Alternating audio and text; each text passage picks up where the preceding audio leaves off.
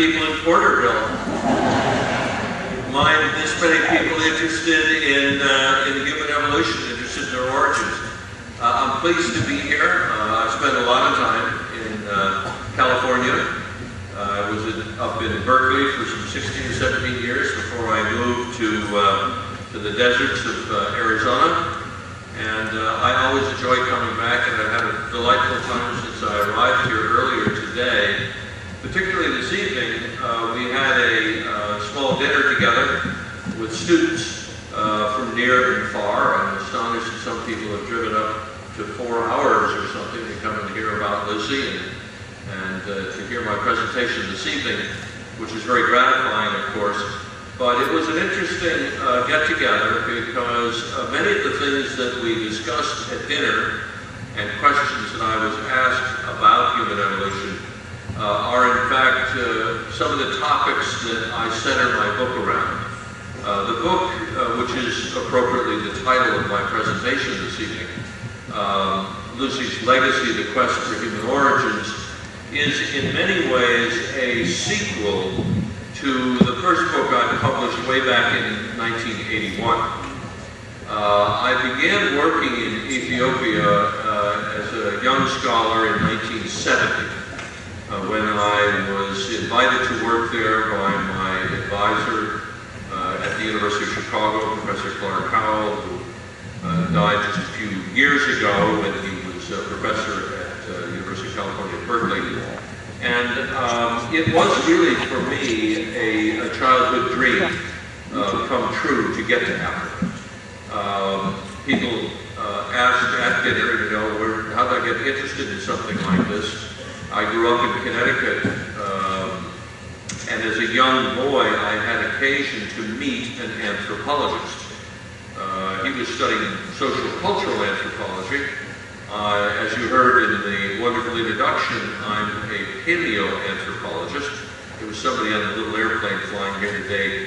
He asked me what I did, and I told him I was a paleoanthropologist, and he kind of mused for a second. He said, "Oh, does that mean you study old anthropologists?" So I told him it was human origins, just a fancy word for human origins, but I think it's important. There are so many students here this evening that I want to say a few words about how, as a young kid, I got interested in anthropology. I met an anthropologist when I was around 9 years old. He was teaching at a small institution in Connecticut, and I used to take care of his dog when he went off to Africa, and he allowed me to wander through his library and look at whatever I wanted to look at. And there were very few books in my home. I'm the son of Swedish immigrants who migrated to the United States in the early, it sounds like ancient history, which it is, in 1920, which is a long time ago, almost a century ago. Unbelievable that is. And my mom and dad came to the United States to seek a new land of opportunity, which of course is our great United States of America. And my dad was a barber. He passed away, unfortunately, when I was 2 years old, so I never really knew him. And we moved at a young age to Connecticut to be with my mother's sister and brother, who had also immigrated to the United States. And I met this anthropologist. And so there were very few books in my house. No one had gone on to college. Most people in my immediate family didn't even finish high school. And this was a fortuitous meeting for me because I became galvanized by the idea that human beings actually had some kind of a very, very ancient paleo-history. And I recall as a young boy perusing his library and being impressed particularly by a book called Man's Place in Nature by Thomas Henry Huxley. And I will say a few words about this when we begin to look at some slides, some pictures. And I became intrigued with the idea that human beings were part of the continuum of life on the planet.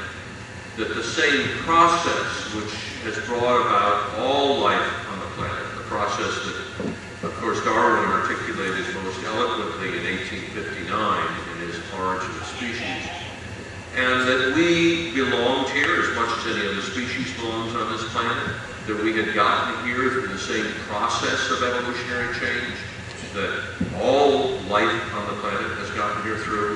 But most exciting for a 13-year-old kid reading that book were these pictures of chimp and gorilla skulls, because while they appear to be somewhat different, chimps have very projected faces and small brains, we tend to have very flat faces and big brains, that the general outline of the skeleton, we have 206 bones in our body, last I checked, and chimpanzees and gorillas have the same number of bones.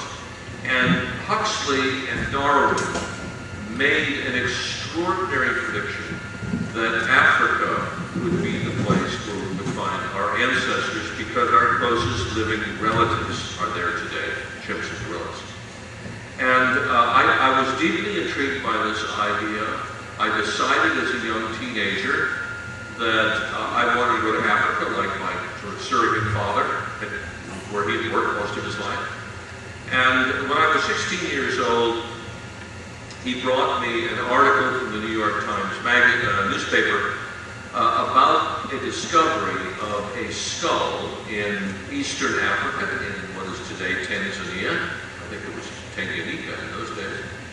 And it was a skull that was recovered by the late Lewis and Mary Leakey, called Zingentris, sort of nutcracker man. And at 16 years old, so now you all know how old I am, I decided that I wanted to go to Africa and find something. And this was a pretty bold statement by a teenager. It was one of the things that, as I look back on and look at the books that I still have from that age, that it was a childhood dream. It was something that I really wanted to do. It was something I really wanted to pursue, in spite of the fact that no one in my family had ever gone to college, graduate school, and so forth and so on. And for the students in the room, I'd just like to say that it really is important for each and every one of you, as it was for me, I think, to have some idea of what it is you'd like to do. The earlier you decide on this, the better you are. But we all need to harbor a dream, some sort of passion that will guide us through this torturous journey that we call life. As I have found out, as have most adults here, is one of my favorite expressions, the road to success is always under construction. And it is not easy always to achieve our goals. But it allows us to focus on some particular endpoint and some particular goal. We may not all be as fortunate as others, but we have something that remains very special to ourselves.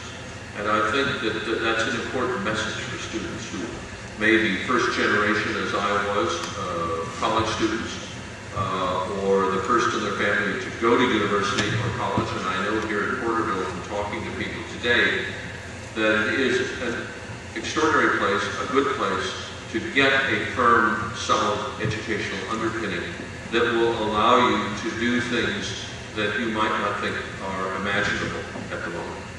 The other thing about having an interest and a passion in life is that you may not end up getting that Nobel Prize in physics or cosmology or something, but you have something on the intellectual side of what it means to be human that is personally, intellectually, and passionately gratifying as you move through life. So I'm going to tell you about my life with my oldest girlfriend, Lucy, and show you some pictures of where she was found and why she is so important for us to understand our roots and our origins. As I said, I've had the great privilege of working in Africa since the early 1970s.